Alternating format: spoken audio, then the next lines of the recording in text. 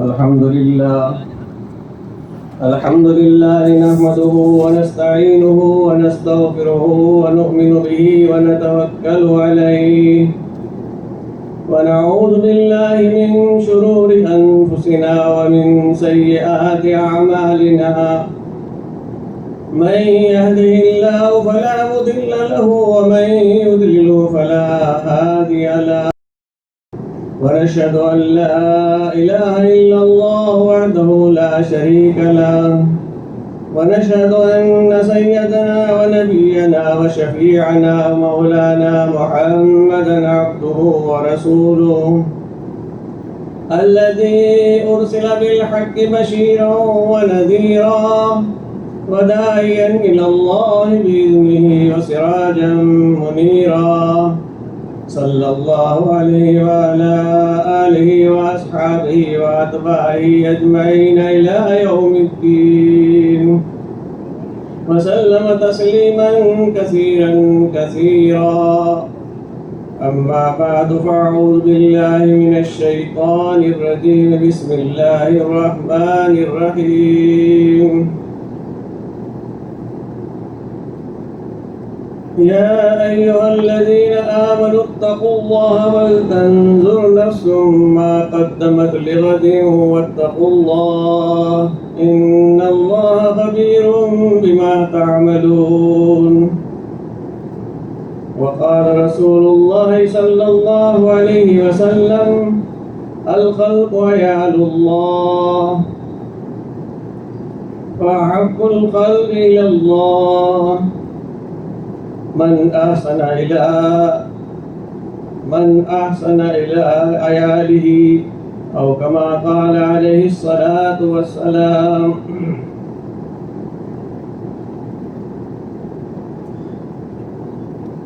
علماء ذی وقار اور حاضرین مجلس، آج ہم اس وقت جیسے ہمارے مولانا شعیب صاحب دامت برکاتہم العالیہ نے فرمایا تھا کہ ایک خواب جو آیا تھا اس کو شرمندہ تعبیر ہوتے ہوئے ہم دیکھ رہے ہیں، اسی عنوان پر آج ہم جمع ہوئے۔ مجھے اچھی طرح یہ یاد پڑتا ہے کہ غالباً 1996 کے اندر محمدی مسجد میں 3 پارے کی تراویح ہو رہی تھی۔ اس موقع پر حضرت مولانا عبدالستار صاحب محتمم جامعہ رحمانیہ نے جب ان حضرات کی درخواست پر، جو سنی مسلم ویلفیئر ٹرسٹ سے متعلق ہے، ذمہ دار ہے، ان کی درخواست پر یہ کہا تھا کہ ہمارے گودھرا کے اندر ایک ٹرسٹ قائم ہوا ہے جس کا نام ہے سنی مسلم ویلفیئر ٹرسٹ۔ جب اس وقت حضرت مولانا عبدالستار صاحب، اللہ تبارک و تعالیٰ ان کی عمر میں برکت عطا فرمائے اور انہیں صحت کاملہ عاجلہ نصیب فرمائے، حضرت کی یہ جملے جب میں نے سنے تھے اپنے کانوں سے، اس وقت ہی ہمیں خیال ہو گیا تھا کہ بیچارے یہ حضرات نوجوان اور نہ ایک ایسے کہ جو بالکل بیکار قسم کے، بلکہ اللہ تبارک و تعالیٰ نے ہر قسم کی نعمتوں سے ان کو نوازا ہے، اس کے باوجود رمضان میں دگ و دو کرتے ہوئے یہ حضرات امت اور برادری کے لیے دگ و دو کر رہے ہیں، ان کی فکریں کر رہے ہیں۔ میرے عزیزو، یہ اتنا عظیم الشان کام ہے کہ اصل اللہ کے نبی صلی اللہ علیہ وسلم نے فرمایا الخلق عیال اللہ، کہ مخلوق ساری کی ساری اللہ کی عیال ہے، اللہ کا کنبہ ہے، اور ان میں سب سے بہترین اور محبوب وہ ہے جو اللہ کے کنبے کے ساتھ خیر خواہی کا معاملہ کرے۔ ہم مبارکبادی پیش کرتے ہیں ان نوجوانان کو کہ جنہوں نے 1996 سے ان فکروں کو اڑا اور برابر مسلسل چلتے رہے، اور جو ہے شروع کے اندر شاید مجھے یاد پڑتا ہے 2 لاکھ یا 4 لاکھ روپے اتنے جمع ہوئے تھے پہلے سالوں کے اندر، دھیمے دھیمے بڑھتے گئے استقلال کے ساتھ کام کرتے گئے، اور اللہ تبارک و تعالیٰ نے آج ان کی رپورٹ آپ دیکھتے ہوں گے کہاں تک پہنچا دیا۔ اللہ تبارک و تعالیٰ ان کی خدمات کو قبول فرمائے۔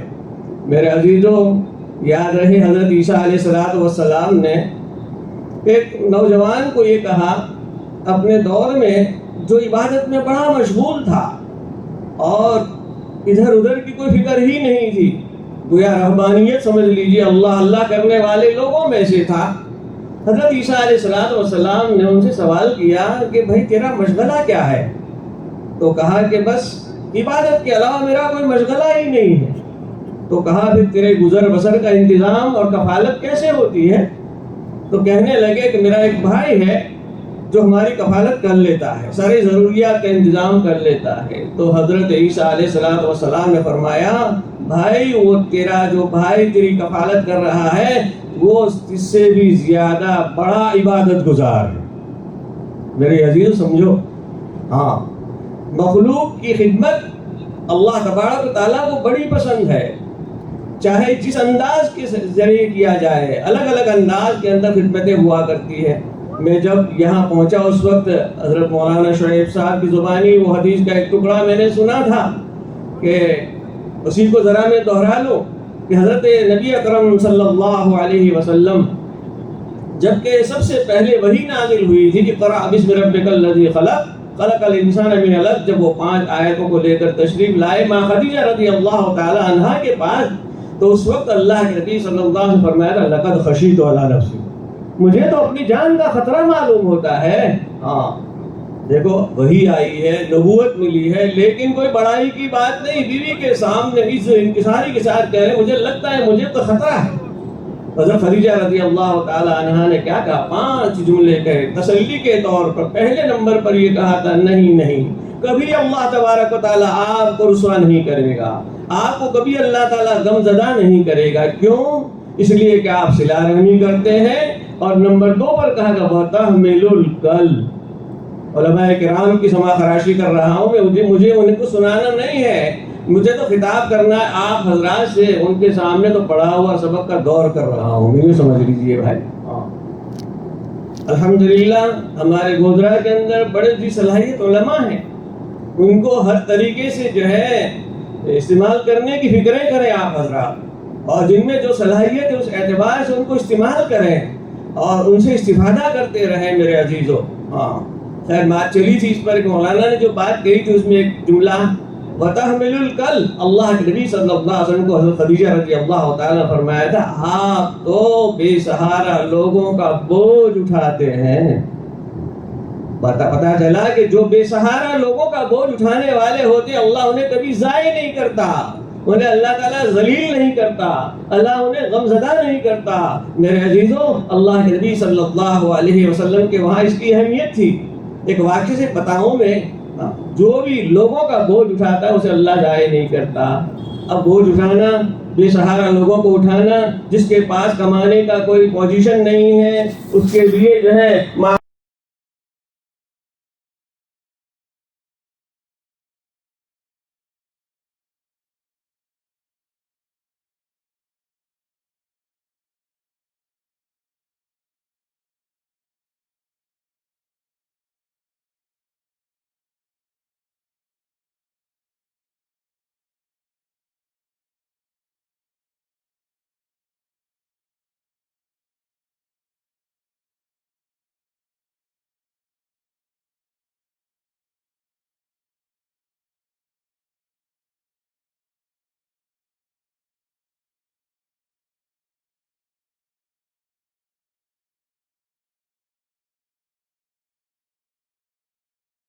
دوا لے کر کے اپنا پورا کر لیتے ہیں اور مقدر کی موت ہوتی ہے چلے جاتے ہیں۔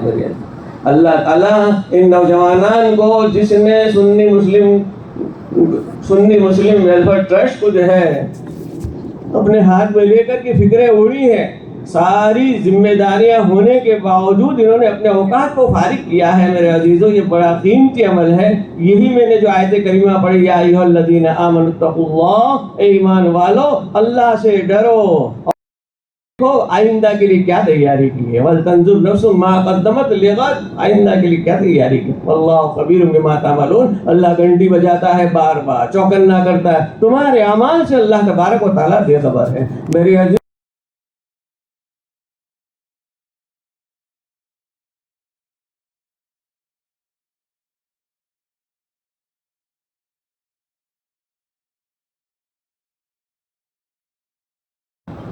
کہ اللہ کے نبی صلی اللہ علیہ وسلم جمعہ کا خطبہ دے رہے تھے اور اتفاق سے ایک صاحب آئے جن کا نام سلیق غفانی کہا جاتا ہے. اللہ کے نبی صلی اللہ علیہ وسلم فرمایا کہ تم نے 2 رکعتیں پڑھی؟ کہا کہ نہیں. قوم فرقہ، ارے کھڑے ہو جائے نماز پڑھ لو 2 رکعتیں. علماء کرام جانتے ہیں اس کی توجیحات، اس کی تفصیل میں جانے کی ضرورت نہیں، اتنا وقت بھی نہیں ہے. تو حضرت نے اللہ کے نبی صلی اللہ علیہ وسلم خطبہ کے دوران فرمایا قوم فرقہ، کھڑے ہو جاؤ نماز پڑھ لو. اب علماء کرام تو جو ہے سیدھے یعنی چپکے سے بیٹھتے نہیں، مولوی وہی کہلاتا ہے جو بولتا رہے بھائی. اس پر علماء نے کہا ہے کہ ارے حدیث پاک میں تو یہ آتا ہے کہ جب امام خطبہ دے رہا ہو تو فلا صلاۃ ولا کلام، نہ نماز ہونی چاہیے نہ کلام ہونا چاہیے. علماء کرام جانتے ہیں ان کی توجیحات کو. خیر بہرحال کہتے ہیں نماز بھی نہیں اور اسی طریقے سے کلام بھی نہیں ہونا چاہیے، بلکہ قرآن پاک کہہ رہا ہے وَإِذَا قُرِئَ الْقُرْآنُ فَاسْتَمِعُوا لَهُ وَأَنصِتُوا لَعَلَّكُمْ تُرْحَمُونَ، کہ جب قرآن پڑھا جائے تو اور کوئی کام نہ ہو بلکہ خاموش رہو، سنو، یہ کہا گیا.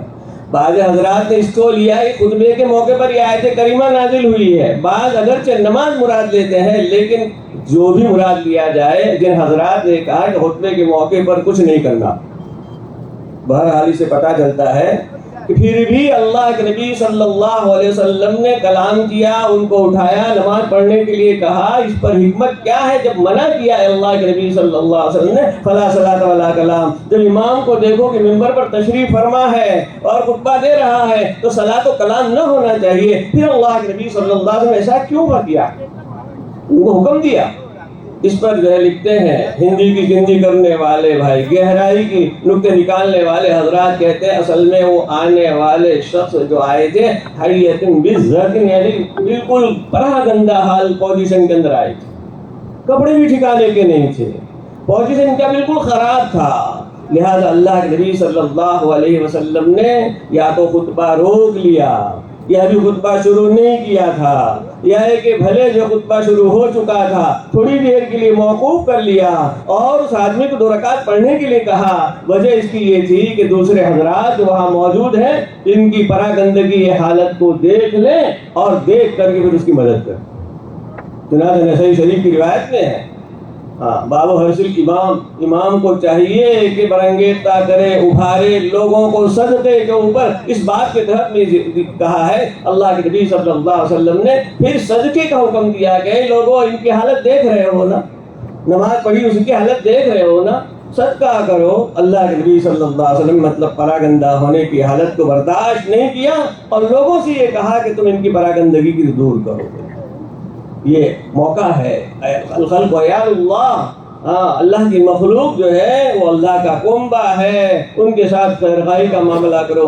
دیکھیے نا قرآن پاک کی آیت منع کر رہی ہے، دوسری احادیث منع کر رہی ہیں، خطبے کے درمیان بولنے سے منع کیا جا رہا ہے، پھر بھی اللہ کے نبی صلی اللہ علیہ وسلم نے یہ کام کیا. معلوم ہوتا ہے مخلوق کی خدمت میرے عزیزو بڑا اونچا کام ہے. مخلوق کی خدمت بڑا اونچا کام ہے. غالباً امام غزالی رحمۃ اللہ علیہ کے واقعات میں یہ ملتا ہے کہ حضرت غزالی رحمۃ اللہ علیہ کی پیشی ہوئی، انتقال ہو گیا اور پھر پیشی ہوئی. پوچھا گیا بھائی کیا لے کے آیا ہے، کوئی نیکی؟ تو کہا کہ اتنی ساری یعنی نیکیاں گنائی انہوں نے. کیونکہ آپ جانتے، علماء کرام جانتے ہیں اتنی ساری تصنیفات کہ ان کی زندگی کے جو ایام ہیں اس سے بھی زیادہ گویا حضرت نے تصنیفات کی اور بہت کچھ کر کے گئے اور سارا گنایا.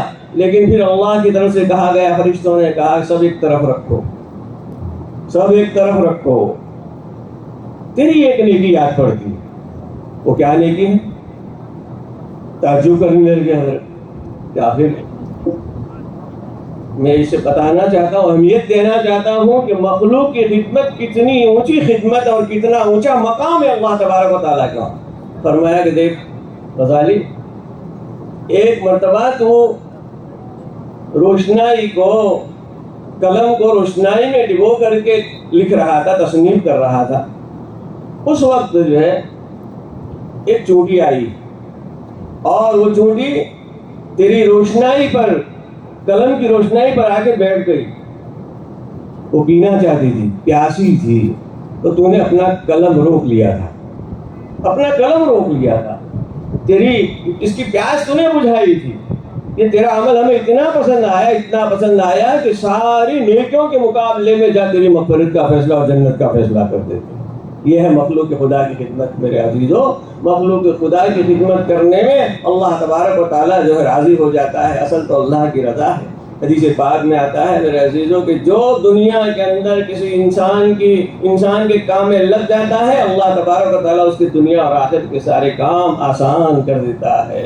ہاں, اس لیے میرے عزیزوں ضرورت ہے کہ ہم جس طرح بن پڑے اس جو ہے ٹرسٹ کو جو ہے خوب مدد کریں, تعاون کریں, ان کی ہمت افزائی کریں, اور اس کو جو ہے آگے چل کر کے ہم آج اس کے افتتاح سنگ بنیاد کے افتتاح کے موقع پر جمع ہوا ہے, اللہ سے دعا بھی کریں کہ اللہ تبارک و تعالیٰ جو ہے اللہ تبارک و تعالیٰ اسے تکمیل تک پہنچائے اور ایک وہ دن دکھائے جس دن یہ دواخانہ تیار ہو چکا ہو اور اس دواخانے کے اندر خدمت کرنے والے حضرات جو ہے وہ امت کی خدمت کر رہے ہیں. ہماری اللہ سے دعا بھی کریں اور دعا کی حیثیت سے آپ کے پاس جب حضرات آئے, ہر لائن سے ہم کو ان کا تعاون کرنا ہے. بھائی ہمارے پاس اتنا وقت تو ہے نہیں کہ عیادت کے لیے جائیں, ہے نا. ارے دیکھو ایک واقعہ یاد آ گیا کہ حضرت کہہ سکتا ہوں, ایک واقعہ یاد آ گیا مجھے. علماء جو اللہ جانے ان کو اللہ کہاں سے جو ان کے دماغوں میں بات ڈالتے ہیں. پیارے آقا جناب محمد رسول اللہ صلی اللہ علیہ وسلم کا مدت سے یہ خیال تھا اور یہ امید تھی کہ بیت المقدس کی طرف رخ کرنے کا جو ہمیں حکم ہوا ہے, اب ہمیں کعبۃ اللہ کی طرف رخ کرنے کا حکم آ جائے. جد امجد حضرت ابراہیم علیہ السلام ہوا کعبہ,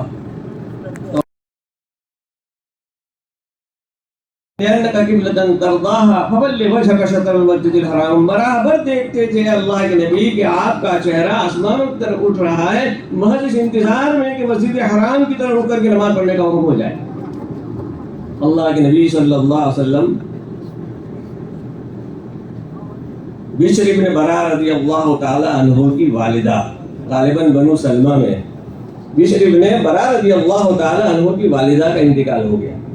اللہ کے نبی صلی اللہ علیہ وسلم تعزیت کے لیے تشریف لے گئے. مخلوق اللہ کے بندوں کے ساتھ, اللہ کے کنبے کے ساتھ خیر خائی کرنا. اللہ کے نبی تعزیت کے لیے تشریف لے گئے. ہمیں تعزیت کا بھی وقت نہیں ہوتا, بیماروں کی بیمار پرسی کرنے کا بھی وقت نہیں ہوتا ہے. یہ بیچاروں نے بیڑا اٹھایا ہے. خیر, تو اللہ کے نبی صلی اللہ علیہ وسلم تشریف لے گئے تعزیت کے لیے, اور اسی میں ذرا دیر ہو گئی, دعوت ہو گئی, کھانا پکایا, اس وجہ سے ظہر کی نماز وہی ہو گئی.